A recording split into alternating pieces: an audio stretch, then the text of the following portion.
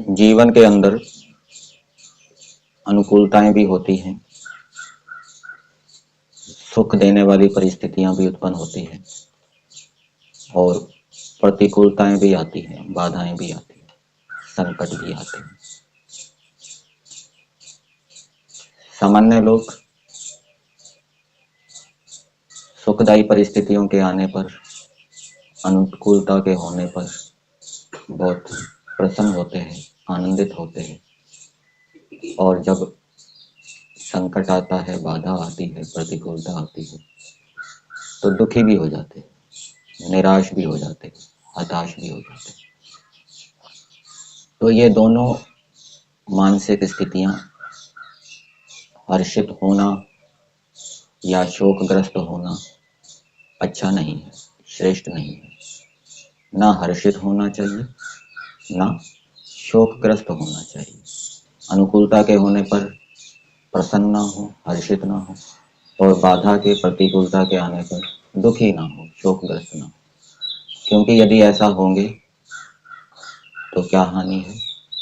राग द्वेष से युक्त हो जाएंगे, क्लेशों से युक्त हो जाएंगे, और क्लेशों से युक्त होने से आत्मा का ज्ञान घट जाएगा, संताप होगा, जन्म मरण के चक्कर में पड़े रहेंगे। तो इन दोनों स्थितियों से बचने के लिए उपाय बताया गया। विवेक, धैर्य और साहस, ये तीन उपाय बताए गए। ये तीन गुण जिसके पास हैं वो अनुकूलता के आने पर हर्षित नहीं होगा और बाधा, प्रतिकूलता के आने पर दुखी नहीं होगा, शोकग्रस्त नहीं होगा। पहला है विवेक। ये परिस्थितियों के विषय में विवेक होना चाहिए कि ये अनुकूलता हमेशा नहीं रहेगी, कुछ देर के बाद हट जाएगी। प्रतिकूलता भी हमेशा नहीं रहेगी, प्रतिकूलता भी कुछ काल के बाद हट जाएगी। ये विवेक होना चाहिए। दूसरा, जो सुखदायी परिस्थिति होती है, अनुकूल परिस्थिति होती है, वो हानिकारक भी हो सकती है।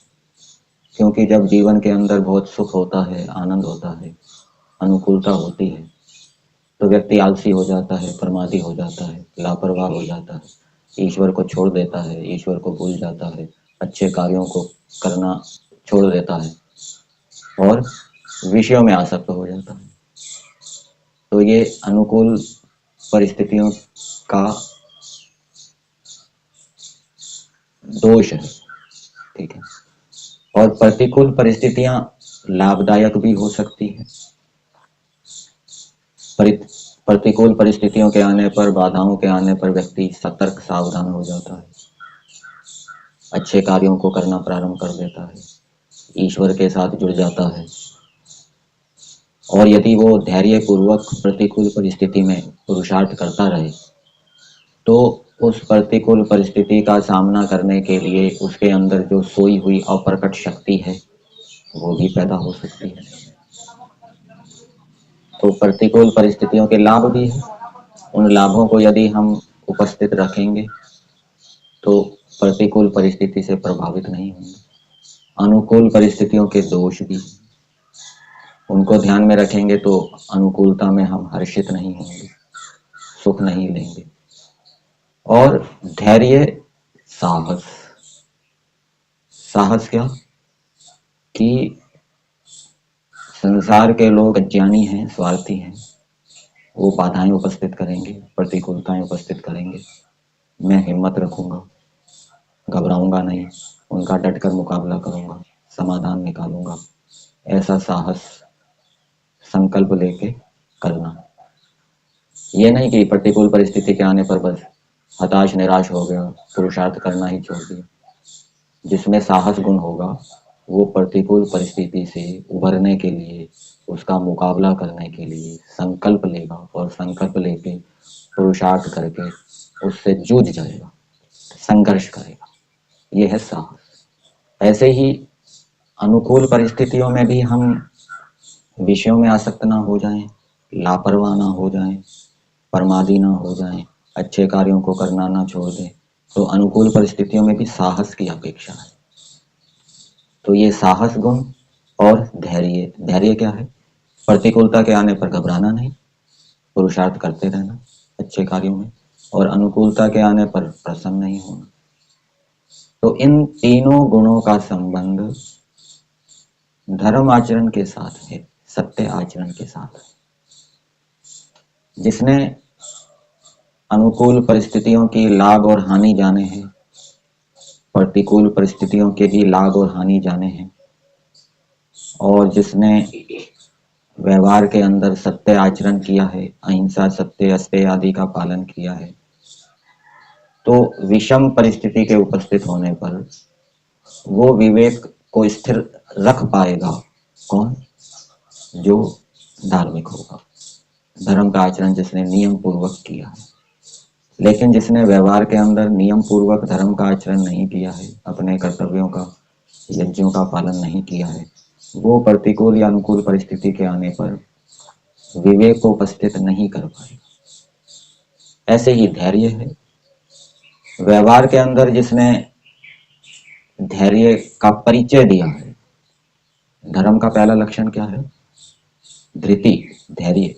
व्यवहार के अंदर जिसने धैर्य का परिचय दिया है, धैर्य गुण को धारण करने का प्रयास किया है, धर्म में दृढ़ता रखी है, दृढ़ता से धर्म आचरण किया है, तो यही धैर्य गुण अनुकूल या प्रतिकूल परिस्थितियों में इसका सहायक होगा, उसको हर्षित या शोकग्रस्त नहीं होने देगा।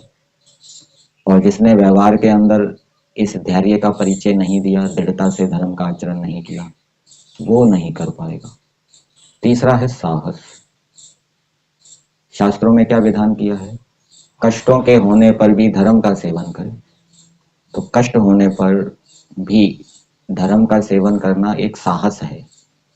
शरीर में कोई बाधा हो रही है, फिर भी व्यक्ति अपने कर्तव्य का पालन कर रहा है, ये भी एक साहस है। तो ये साहस गुण जब व्यक्ति प्रतिदिन इस प्रकार से कष्ट पूर्वक, कष्ट सेवन पूर्वक अच्छे कार्यों को नियम पूर्वक करता है, तो धीरे धीरे ये साहस गुण उसके अंदर संग्रहित होता जाता है, उसके अंदर उत्पन्न होता जाता है। और फिर जब अनुकूल या प्रतिकूल परिस्थिति आती है, उस समय ये साहस गुण उसका सहायक होता है, फिर वो उसका संघर्ष करता है। जैसे व्यवहार के अंदर उसने कष्ट के आने पर भी संघर्ष किया, अपने कार्यों को छोड़ा नहीं, उत्तम कार्य करता रहा, ऐसे ही अनुकूल या प्रतिकूल परिस्थिति के आने पर भी वो संघर्ष करेगा उनसे उभरने के लिए। और जिसने सामान्य परिस्थितियों में कष्ट सेवन पूर्वक अपने उत्तम कार्यों को नहीं किया, थोड़ा तक कष्ट होते ही छोड़ दिया, स्वाध्याय छोड़ दिया, या ध्यान उपासना छोड़ दी, या अच्छा कार्य दूसरा सेवा का कार्य छोड़ दिया, तो उसको अवसर मिला था साहस गुण उत्पन्न करने का, वो अवसर उसने खो दिया। और फिर उस साहस गुण के ना होने के कारण वो अनुकूल या प्रतिकूल परिस्थिति के उत्पन्न होने पर भी साहस का परिचय नहीं दे पाएगा, संघर्ष नहीं कर पाएगा, उनके अधीन हो जाएगा, उनके समर्पित हो जाएगा, उनके वश में हो जाएगा, उनके प्रभावित हो जाएगा। इसलिए इन तीन गुणों का, कौन कौन से? विवेक, धैर्य और साहस, प्रतिदिन संग्रह करते रहना चाहिए। और यही संग्रहित तीनों गुण अनुकूल या प्रतिकूल परिस्थितियों में हमारे क्या है? सहायक बनेंगे।